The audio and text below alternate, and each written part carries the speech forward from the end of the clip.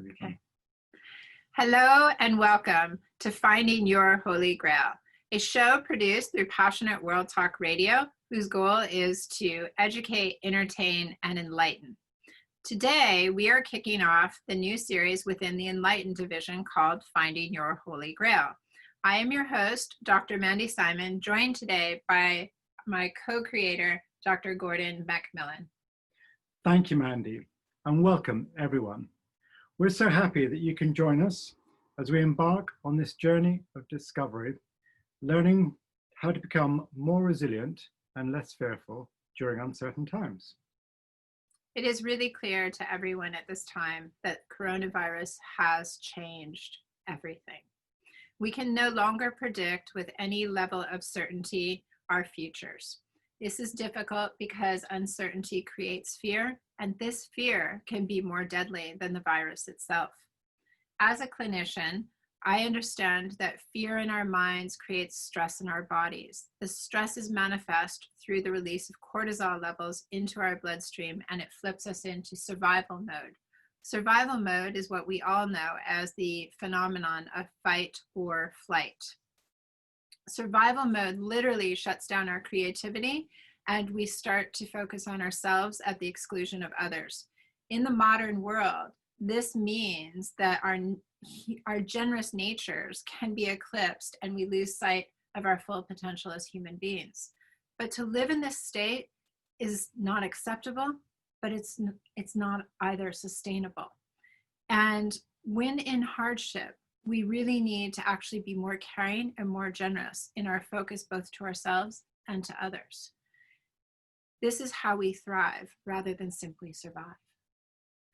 Thank you, Mandy. That provides some very helpful context. But before going further, perhaps you could share with our audience what it was that inspired us to create this show in the first place. What is it that we wanted to communicate, and why do we feel it's important? Yeah. I think the roots of the creation of this show came, at least initially for me, when I was, like everyone else, in lockdown. My situation may have differed slightly because of the fact that I was living in a hotel room, working on the front lines in a COVID-only unit, and riding my bicycle back and forth to work nearly every day for 5 months. It was demanding and it was really isolating. And at the time, I was living 3,000 miles away from the city that I had been residing in for close to 3 years. And I didn't take any solace in the fact that the city I was working in as a clinician was a city I had lived in for 15 years prior to that, because like everyone else, my friends who might have lived a few miles away were not accessible to me, and we were completely isolated. Specifically, each day I pondered when I would wake up what to do to keep myself robust and healthy, and how to do so in a way that I could effectively care for my patients on the unit each and every day. And I finally came to understand that my medical training hadn't prepared me to be able to answer this question. And in fact, the answer wasn't even inside the walls of the hospital where I was working. Rather, I had to turn my focus outside and consult experts who have made their entire careers on transforming people out of hardship in their lives. And it was these experiences during lockdown that really did begin to inspire me in that way. And as we started to build this show, when I was working on the COVID unit, we actually created the series of 21 video speakers at that time that came in and gave freely of their time and opened their communities to our community to show them practical steps about how to move forward and to live more resiliently and less fearfully. And this is how we reclaim our lives in a way to thrive in a world that was redefined overnight. Yes, and it's incredible how many people found those series of interviews in our online series to be really helpful. And I loved reading the emails, each and every one of them. Yeah. It was great. In fact, Passionate World Talk Radio was so moved by the online video series that they contacted us and they invited us to have this show. So it might be quite helpful for us just to reflect upon that time during lockdown, which was an extraordinary time for both of us, but especially for you, because you were dealing with matters of life and death on the front line of COVID. So perhaps you could share a little bit of your experiences with our audience. I think the most important thing for us to recognize at this time is that everything we are today is shaped by our experiences of the past. And the most profound experience for me while working on the unit came on the day that the first patient in our hospital died from COVID. And based on the fact that we were in these unprecedented times and we were socially isolated and physically distanced, as I referred to this, there were policies in place at the hospital that meant this patient died without ever being able to see their family members, and their family members were not able to say goodbye to them in the ways that we normally have. And so in our unsuccessful attempts to be able to save this patient, it was up to me as the clinician on the unit that day to pronounce their time of death. And in doing so, I realized that I was completely unprepared for the amount of emotion that my staff and me were feeling at that time. And when it came time to place the phone call to the family, because of the policies that were in place, it was a much more difficult call to make. And I will say that I am so grateful to this day to the kindness and the compassion that that family showed to me on the day that I had to deliver the news about their loved one passing on. But I felt that we needed to really understand how to robustly move forward and support ourselves in a time that we never thought we'd wake to see ever in the world, let alone our own lifetimes. And so the wonderful nursing staff that I was working with that day, I asked them to please come back into the room. And we stood around the patient's bedside with the patient who had now passed away. And although I won't share with the audience what was covered and discussed in that room that day, suffice to say that each of us had the opportunity to thank the patient for us being able to be a part of their wonderful life. And it was really beautiful in many ways. And there were so many tears that were shed, but it allowed each of us to have a level of closure that we don't normally have in such situations. And it just became a really important aspect for us to recognize how interconnected we all are, and to give our thanks and grace to the family, because we could not know how this was affecting them. And so I suppose that when I look back on all of the experiences that I had, and I feel really lucky to have been on the front lines during this first lockdown, this is perhaps what I remember most that helped to shape where we are today. Wow, that's clearly a sobering experience. And thank you for sharing it. It's just incredible to hear what you were dealing with when I, perhaps like members of our audience, we're simply focused on keeping ourselves safe and ensuring that our loved ones were all okay. I'm really humbled by your story, Mandy. Yet I'm also pleased that we are now able to bring that show into the light.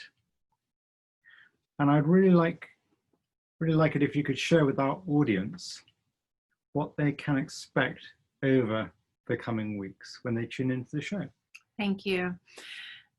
I think the biggest reason that we created the show is that we didn't want to get stuck in our story, whether it was individually or anyone else watching right now, and anyone else who's not watching at this time. And I would like to acknowledge that the lockdown was sobering for every single person, regardless of where they were at that time, what their job was doing. It had significance to all of us in some way, shape, or form.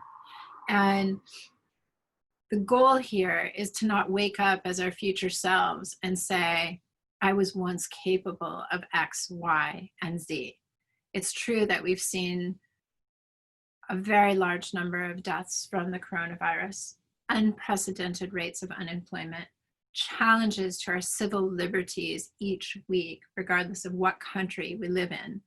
And the ferocity that Mother Nature is unleashing on this planet week after week is just undeniable.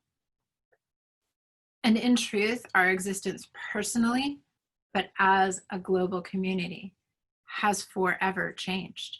And every day our uncertainty grows even more. But we've created this show to ask a different question. We've created this show to ask, what if? What if for 15 or 20 minutes every week, we could provide another perspective, a perspective that would help each person listening to take action, to find a tool that we provide to put into practice to help develop their ability to become more resilient, which by definition will allow them to live less fearfully. And this is really important, living in a world that is on a 24-hour news cycle with a 1-hour story and the fear-mongering that is gripping the planet. And it just goes on day after day after day. Our specific goal is to allow and promote renewed hope each day for all of us. So although the post-pandemic world is our reality and our story at this time is trauma, we must recognize that our story can actually be transformation. And in this process, we have to recognize that survival and hardship is global and that we as human beings are united in a way that have never been in the history of all of the worlds as we've known them. This is our opportunity to be in this together, not just for ourselves, but for one another. And it doesn't matter my religious belief or lack thereof, my economic position or lack thereof, my education or lack thereof, my skin color. And that's not to say that there haven't been huge injustices in this world and in the history of our world. What it is to say is that we're all human and we're all experiencing unprecedented change and unprecedented uncertainty. The great certainty of our lives at this moment is that we're all in this together. And we must embrace and act on this opportunity in this moment so that we can thrive. We have invited some amazing speakers to this platform. They are global leaders. They exert profound influence in the areas of business and academia and science and technology and sports and literature and beyond.